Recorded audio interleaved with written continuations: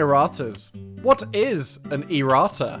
Is it, as the name suggests, an electric rata? Tell me where to find and download the errata. I need it to make my videos good. Don't mind me while I quickly errata my cards. Just give me a second. Aha, yes, well, good game, well played. Please don't call a judge on me again. If you play card games for any length of time, you may have noticed that the same card can sometimes have different text, and wondered, why is this?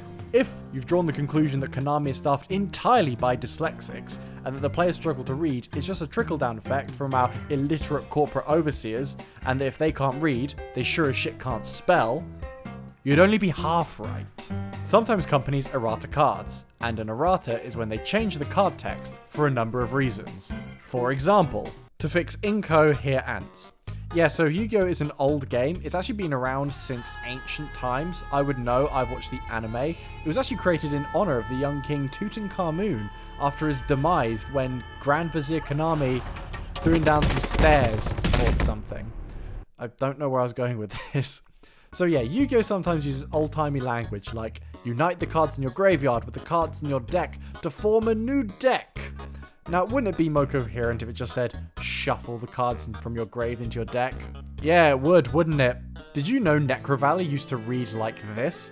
As long as all the cards remain face up in your graveyard, the effects of all magic, trap, and /or effect cards that involve graveyards are negated, and neither player can remove cards from the graveyard from play. In addition, increase the attack and defense points of all monsters that include Gravekeepers in their name by 500 points. Yeah, it's been changed a few times since then. On the 5th change, it read something like, all Gravekeepers monsters gain 500 attack and defense. Cards in either player's graveyards cannot be Hold on, they put a line... What? How am I supposed to read this? Cards in either player's graveyards cannot be cards in graveyard. Okay. 8 erratas later, the card does the same thing, but it doesn't read like shit. Another reason they changed the card text is to nerf the card. And I'm not okay with this. To be honest, a lot of people aren't. Now, nerfs in games aren't exactly uncommon. In fact, if it was any other game, it wouldn't be a problem. But for some reason, the balancing team at Konami just have a habit of massively overcorrecting. The most famous examples of this are Ring of Destruction, Crush Card Virus, and Chaos Emperor Dragon Envoy of the End. Or I like to abbreviate it to because I'm cool that way. So Ring of Destruction basically worked by destroy a monster, inflict damage to both players at the same time. Very simple, very cool removal and burn effect. Except everyone would use it to stall out matches. You blow up your own 8k monster, and then you end the game in a tie, and then you move on to game 7 because you've done this 5 times before. It got banned because of this behavior, until they took it off the list by nerfing it into the ground. Now it can only be activated in your opponent's turn, destroy an opponent's monster, as long as the attack is perfectly equal to or less than the life points of your opponent. You also have to take the damage first, and then you inflict the damage to your opponent equal to the damage you lost through this effect. So if you use Ring of Protection to negate the damage, your opponent doesn't take damage either. It's also a hard once per turn. Small side note, you know the Ring of Destruction, Ring of Protection thing I just said just now? Yeah, I only bring it up because it's a strategy used by Kaiba in the anime, and it's a move that they were so fucking proud of. They made Chaz use it in the anime again years later in a 1v13 to KO like a bunch of people, and they loved this strategy so much. There were like these weird card tip things that they put in Duelist Pack Kaiba, and they'd be like, oh, use Ring of Destruction and Ring of Protection so you can destroy a thing, burn, and you don't take any life points. They also nerfed Crush Card Virus. It used to work like pretty much how every other virus card works.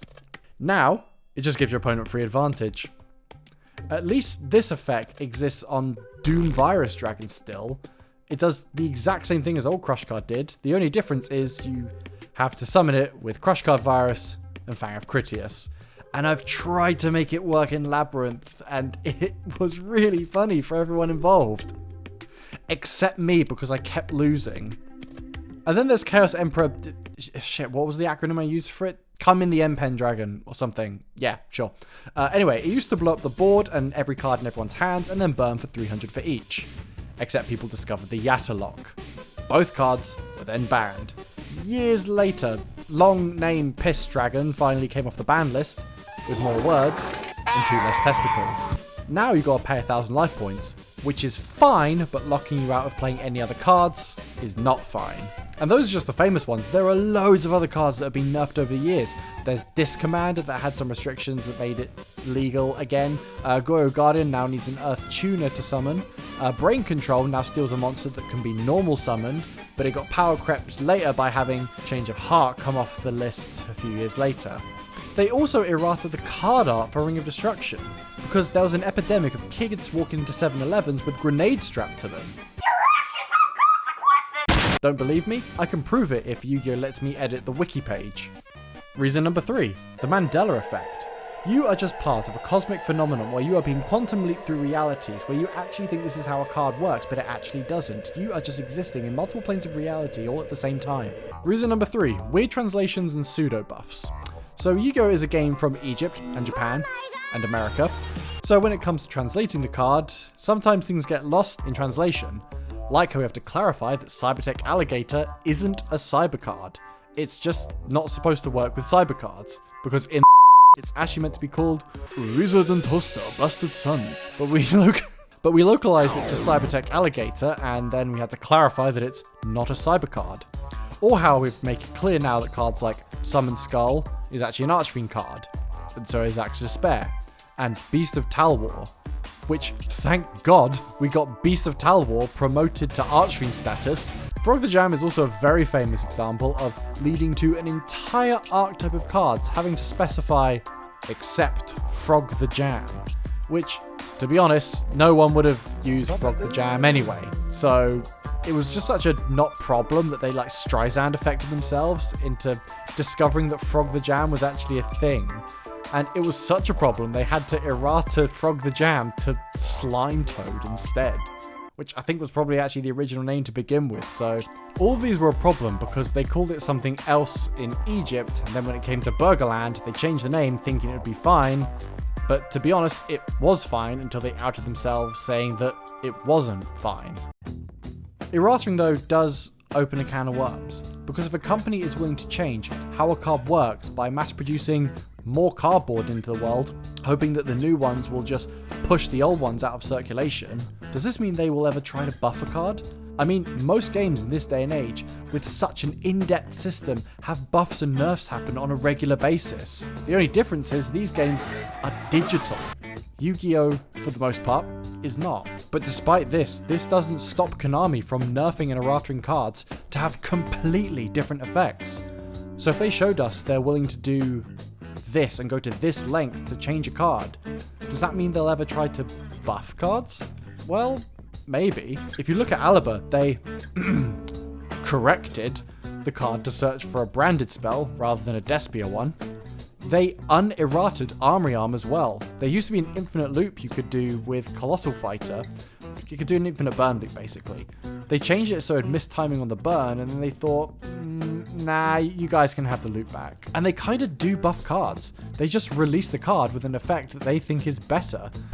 Same person. Like Ancient Gear Golem and its retrain. I would argue that they really do have the capacity to buff cards. Yeah, all the card changes are confusing as shit, but they still did it and expected us to keep track of them all. So what's the issue with a positive errata? Honestly, I do see them buffing cards, but maybe not in the physical card game.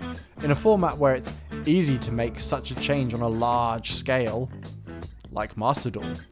Maybe Master Duel will refix Brain Control. Maybe we can get an old Crush card virus back. Maybe we can see a Ring of Destruction that's a safe middle ground between what it is and what it was. What do you think? Do you think we should only nerf cards? Would you like to see a buff card? If so, what? Let me know what you think. Leave a comment, click on the thumbs down if you want, or up. That would be preferred, to be honest. Subscribe for more terrible content to come. And as always, good luck and have fun.